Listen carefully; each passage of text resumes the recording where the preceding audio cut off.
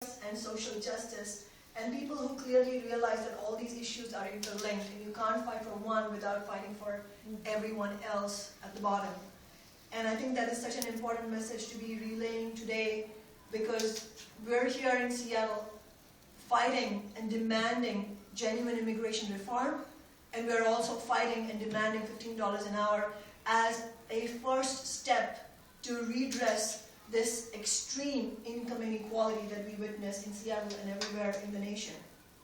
And I wanted to say how privileged I feel personally, because I'm an immigrant from India, and it's an incredible feeling to be fighting for justice in all the way here in Seattle in the Pacific Northwest, and realize that national boundaries of race, ethnicity, color, sexual orientation are artificial boundaries. The real boundary that we are struggling against is the class boundaries that delineates all of us from the very elite all over the world. And the issues that we're fighting here, my brothers and sisters in India are fighting for the same. And we all have to be united in a class solidarity. And I think the fight for immigration reform being linked with the fight for economic justice is a really wonderful example of how we need to fight for them together.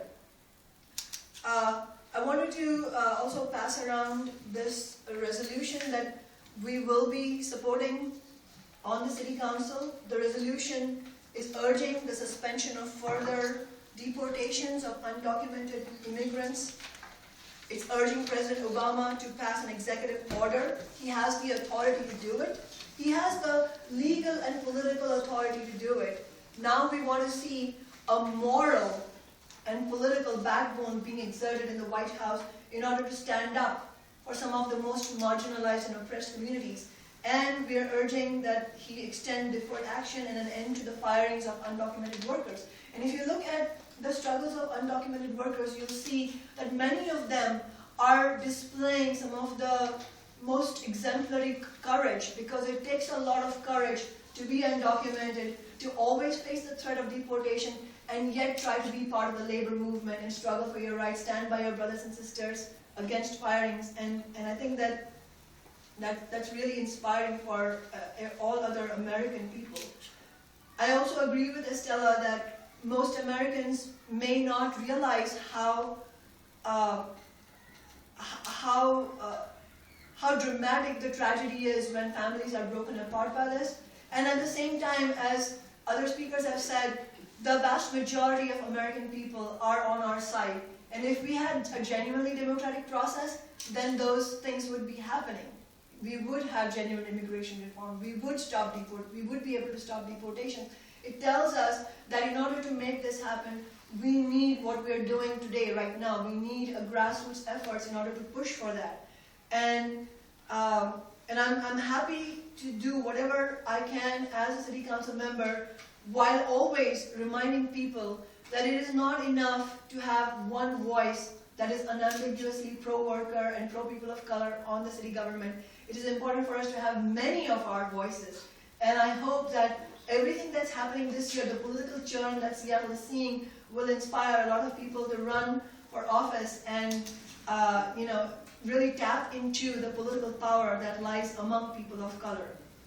And lastly, I wanted to say that we also sent a letter addressed to President Obama and to the corporation, the for-profit corporation that runs the detention center in Tacoma, protesting against the inhuman treatment of the detainees there, and also applauding the courage of the detainees to go on a hunger strike and speak out both against detention and against the inhuman treatment they face inside the prison, including being paid slaves' wages for all the work that they do behind bars.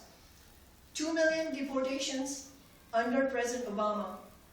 This tells us that we need not only to be urging the Democratic Party to make social change, we need much more than that. We need the power to be coming up from ground below, and we need independent candidates to be running for office in conjunction with the grassroots movements that we're trying to push in Seattle and elsewhere.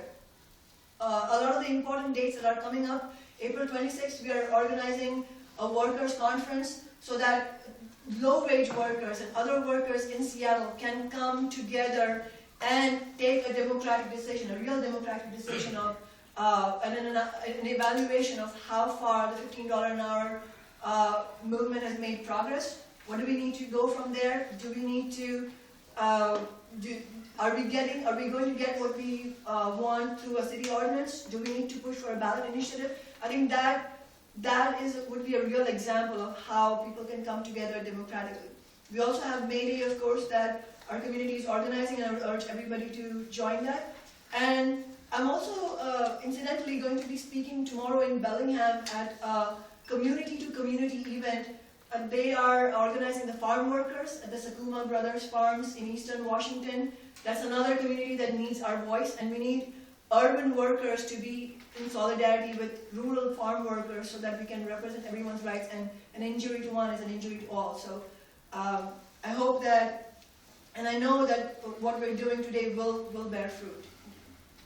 Okay, thank you very much. The next speaker is Dr. Sheley, Secrest, attorney and also vice president of state chapters of the NAACP and president of First Thursday Seattle. Hi. It is a pleasure to stand in solidarity on this very important movement. This isn't the first time that the NAACP has brought attention to the clogged path to citizenship. We know that it is a path that is wrought with barriers that are preventing hardworking families, valued members of our community from gaining citizenship to our country, a country that they love, that they're a part of. Unless we absolutely do something to fix this, it's going to continue to be the divide of our great nation. We can't allow the president to turn a blind eye to what is wrecking our homes, our communities, our workers, our neighbors. We've got to make certain that we stand in solidarity in one voice and demanding that action is taken. He can do something. We'll continue to put pressure with Congress, but in the meantime, while we're waiting for the red tape to remove itself and the barriers that exist to that clear path, we need to do something now. In the NAACP, we do understand the urgency of now. We're involved in this matter because of families like Liliana Ramos, who right now has 3 children. She's in Tijuana, Mexico, because she was deported in 2011. Her 16-year-old son right now is raising her 2 children, his sisters. If you listen to him and the tales that he says, he doesn't have the life of a normal 16-year-old. He's become the man of the house to keep his family together.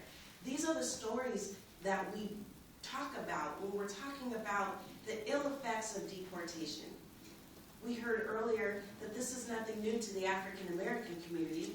We know the horrors of what takes place when a government separates families. We've been through this before. We can learn from our mistakes of the past, and we need action right now. Seattle cannot afford the heavy economic weight of losing our dear undocumented workers. And for the NAACP, we have to make certain that we address race. Okay? Because when we're talking about through a racial lens, the undocumented workers who are really at risk are the low-skilled workers. Usually we say the darker the hue.